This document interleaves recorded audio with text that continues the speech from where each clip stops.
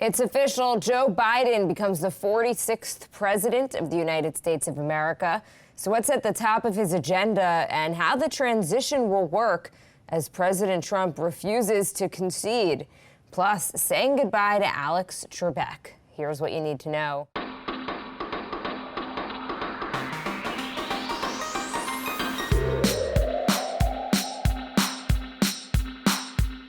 Good morning. This is Cheddar's Need2Know podcast for Monday, November 9th. I am Jill Wagner with Carlo Versano. Hi, Carlo. Good morning, Jill. How are you? I'm okay. Let's get to it. A crazy weekend in a crazy year. Everything's relative now, right? Totally. But seriously though, what an insane weekend. Okay. Yeah, I don't know what else to say. This year has just been so nuts. President-elect Joe Biden plans to name a 12-person pandemic task force today. It will be his first official act since being elected as the 46th president of the United States. After nearly 4 tense days of vote counting, the AP and other media outlets called Pennsylvania, and thus the presidency, for Joe Biden on Saturday at about 11 a.m. Eastern time. So it brought a long and contentious campaign season to a close.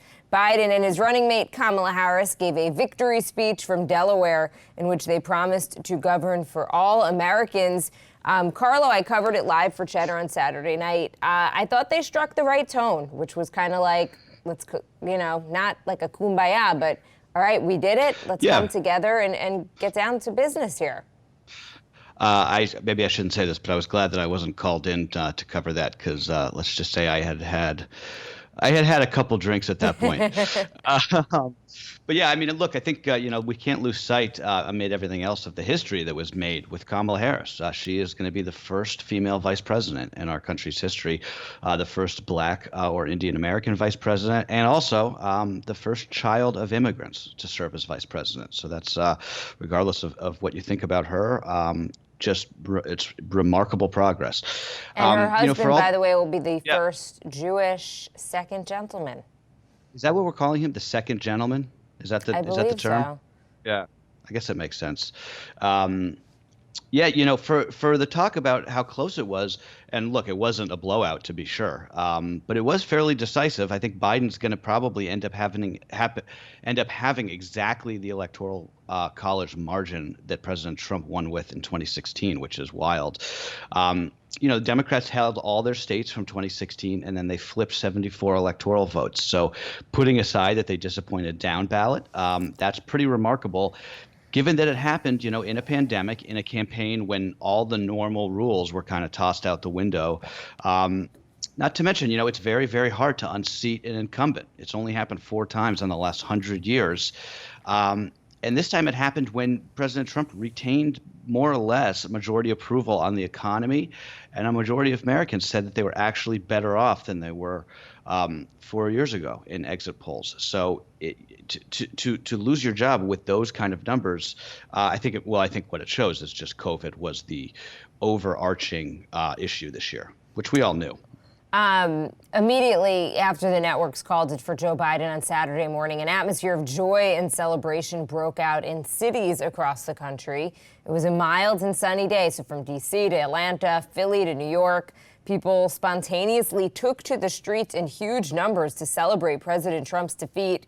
Masks were widely being worn, social distancing, not so much. On the other side, some Trump supporters continue to protest outside ballot counting facilities in cities like Phoenix and gathered in state capitals like Lansing to claim ballot fraud.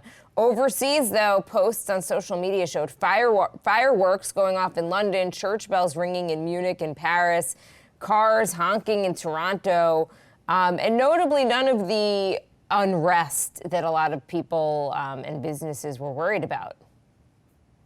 Yeah, which is very, very good to see. Hopefully we can start taking down the plywood off of some of the windows of these businesses here in New York, at least.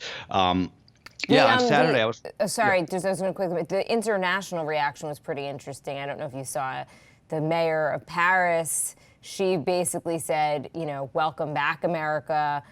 Der Spiegel, the German paper, showed a picture of Biden like putting the face of the Statue of Liberty, the head back on the Statue of Liberty. The reaction was definitely notable. Well, especially in Europe, when where I think that they, a lot of those countries really desperately want American leadership on the global stage. But I was walking around all day Saturday in Brooklyn, sort of just checking out the scene, and like you said, it was like the perfect day. Like it was just beautiful, 70s. But it was really something to behold. I can't remember, Jill, the last time that I saw black people in America proudly waving the American flag. The only thing that compared, at least in my experience, was possibly President Obama's election in 2008. But it felt a little bit different because the celebrations weren't really about Joe Biden.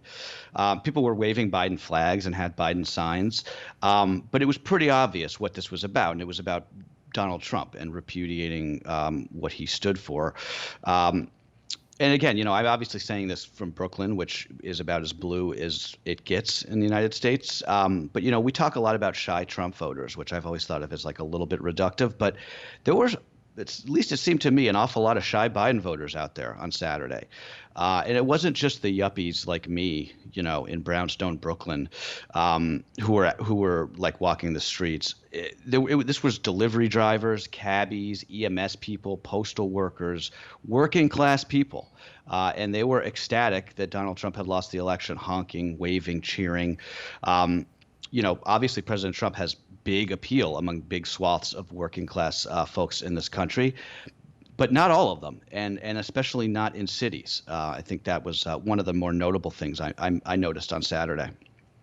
Meanwhile, though, President Trump still has not conceded the election and reportedly has no plans to do so. While he continues to attempt to fight the results in court, GOP leaders and White House advisors, including the president's family, are split about whether they should acknowledge that he lost as the Trump campaign prepares for even more legal battles that are considered to be long shots at best. President George W. Bush is among the Republican elder statesmen to call and congratulate Joe Biden. Others, though, like Senator Lindsey Graham, urging the president to keep fighting. Lindsey Graham should be ashamed of himself. This is so embarrassing. It's obviously embarrassing for the Trump people, but it's embarrassing for the country, and it's dangerous too. I mean, these lawsuits are destined to fail. We're not talking about this isn't 2000 where it's just all about Florida or one state, right? I mean, he's going to have to fight the counts in like 3 or 4 states. If any corporate lawyer filed these kinds of frivolous lawsuits, I think they'd probably be disbarred. It's just happening in such bad faith. But remember, I've said this before, Jill, it's not about winning, right? It's about sowing enough distrust in the electoral process that it keeps the base fired up for whatever Donald Trump decides to do next, whether that's a media venture, another run in 2024. We're already starting to hear murmurs about that, or even if he just sort of spends the post-presidency tweeting. But I just cannot, I cannot say enough how disappointing and truly embarrassing this charade is. I mean, look, even Al Gore conceded, and that was after a Supreme Court decision days and days after the election. Remember how he did it, Jill? Pardon? Remember, he said he was like, remember how he did it, too. He said, he was like, I still think that there was a path for me to win, but I'm going to concede for the good of the country so we can move on as a nation. There's a reason you do it. You have to heal. You have to bring people together. And there's a reason that, as hard as it is, Hillary Clinton, I'm sure that was not an easy pill to swallow. She won the popular vote by so much. And she gave a concession speech, albeit I think it was the next morning. She did it, though. And it's just, you have to just grow up and realize that there's something bigger than you, and it's called the United States of America.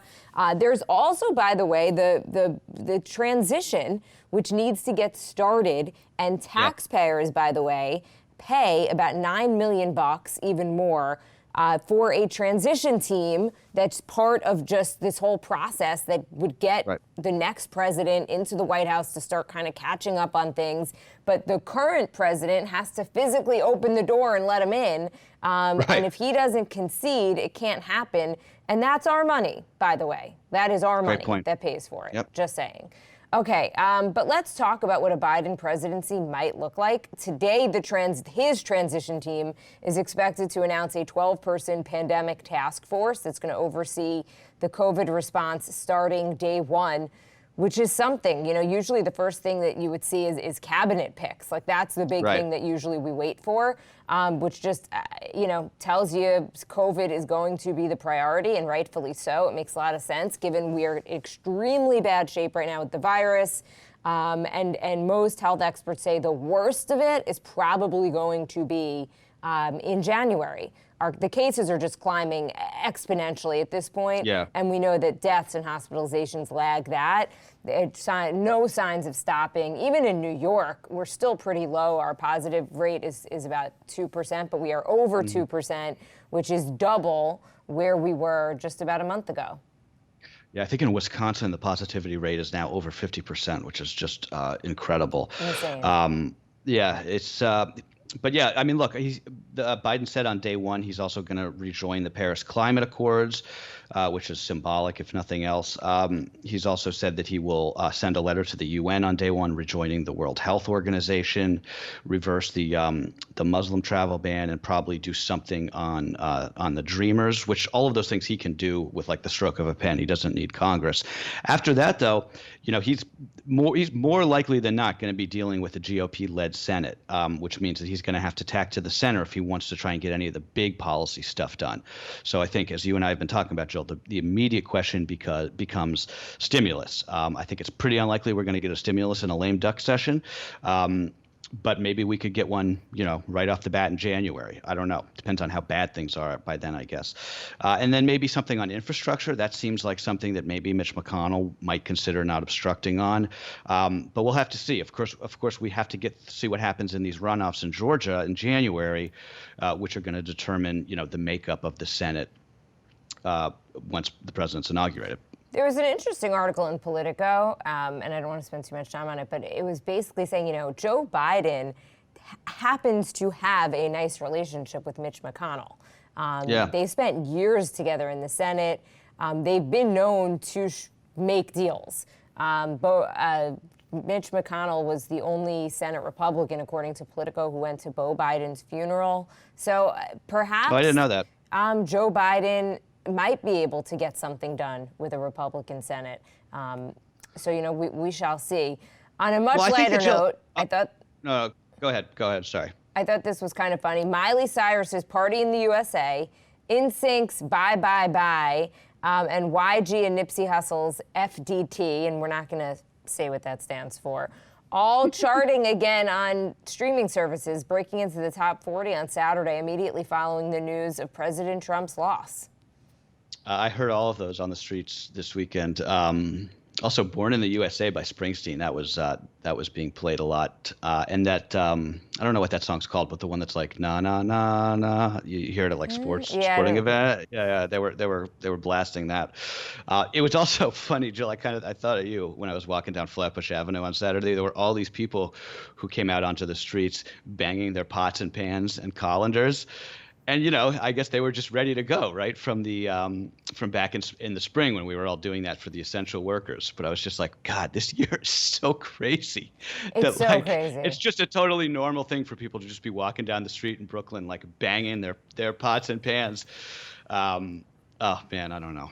It's like what we used to see on game day in Michigan when there was a football game. No, but I thought of that. There was something nice. That was the last time at 7 p.m. call to thank the first responders. Yeah. It's nice to see, celebrations. Okay, before we move to predictions, I want to mention the sad news over the weekend that Alex Trebek has died. The longtime Jeopardy host battling pancreatic cancer. He passed on Sunday morning at the age of 80. He hosted Jeopardy for 36 years. He was arguably the greatest game show host of all time. The show's producers said that he was recording new episodes as recently as 10 days ago. So new episodes are going to be airing, new shows are going to be airing, with the last one airing on Christmas Day. It's hard to think of somebody else who was more widely loved, right, or respected than an Alex Trebek. I was thinking about this yesterday. Maybe Tom Hanks. But then I think that like the QAnon people think that Tom Hanks is a Satan worshiper, so maybe not even him. Alex Trebek is like really like the one guy that I think everybody can just agree with was just a cool cat, right? And just a constant, steady presence on TV. Incredible. He started hosting Jeopardy when I was born. But what a loss! What a loss! And just our thoughts for his family. Absolutely, and credit to him to keep on working, right till the end. 10 days. Wow, that's incredible. And he kept such a, pancreatic cancer is one of those, it's a rough one because usually it's discovered pretty late. And the fact that he just seemed, at least publicly, to be so optimistic, an inspiration. And to keep people updated. Yeah, people updated on how he's doing. Amazing. All right, let's do some predictions for the week. So last week I had prediction that the election would be anticlimactic for the talks of chaos, riots, courts deciding the election. I said, we might not know the winner on election night, but regardless, there's not going to be mass hysteria. So I think I was right. I mean, I actually thought maybe we would know on election night. That in that case, I was wrong, but I will pat myself on the back and say that I'm right on the rest of it. I will give you a point on that. Yes. Although, and this is my one caveat, I was never really worried about, and I never have been worried about chaos on election night, like in terms of civil unrest. Yeah. What I've always been worried about is violence after the results are in. So I don't actually think that we're out of the woods yet. I think in terms of, I don't know. I mean, I hate to say it, but in terms of like some really strong Trump supporters, if he doesn't concede this race with a little bit of dignity, and you've got people who are saying this election was stolen, I don't know how that plays out. Yeah, no, I think, but we were talking last week, Jill, on what was that, Wednesday or Thursday, one of those weird days when everything was just like hanging in the balance. And I was talking about how like there was no catharsis on either side.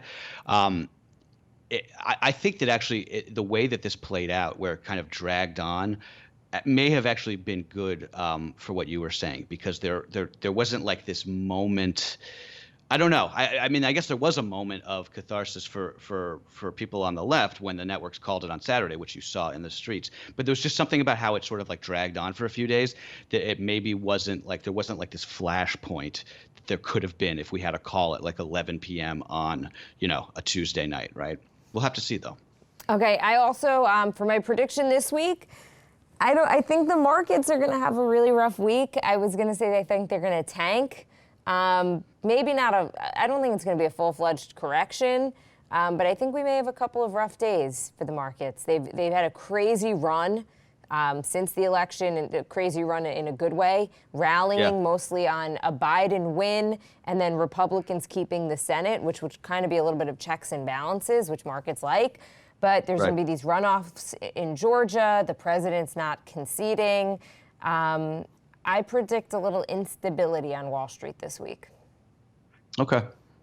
Yeah. Well, I mean, also keep in mind, I mean, the market reacts to COVID, and the COVID, as you said, is not good at the moment. Okay. I predicted what did I predict last week? I predicted that Biden wins and that we know by 1 a.m. East Coast time. That obviously was not true. And I predicted that he was going to win somewhere in the hood of 350 electoral votes and a popular vote margin of 5%. And that the Dems would take the Senate, keep the House. So I predicted this blue wave. Obviously, that did not happen. But I am going to give myself half a point on the Biden win and the popular vote margin, which it looks like is going to be about 5%. So I'm giving myself half a point, and nobody can stop me. But this week I predict. You're like, this is my game. These are my rules. Whatever. Well, I've been shut out so far, so I got to give myself something. Okay, this week I predict that President Trump goes to Mar-a-Lago and basically stays there through the transition. I think that he will never admit that he lost, and that the transition will sort of go on without him. So 2.5 to 0.5 is our current score. Like I said, that's a pretty bad showing for me. Although I deserve credit, I think, also for predicting all year that there would be this blue shift after Election Day, which we did see, and that Trump wouldn't concede and that there would immediately be challenges in court. So 2.5 to 0.5, but I'm giving myself a little something extra. I just haven't decided what. But you're clearly in the lead. You're clearly in the lead. I also think we're not. I think our predictions are just kind of like so obvious too. I don't know. Maybe not the market stuff. But anyway, all right, we got to leave it there. That is what you need to know, everybody, for Monday, November 9th. All right, guys.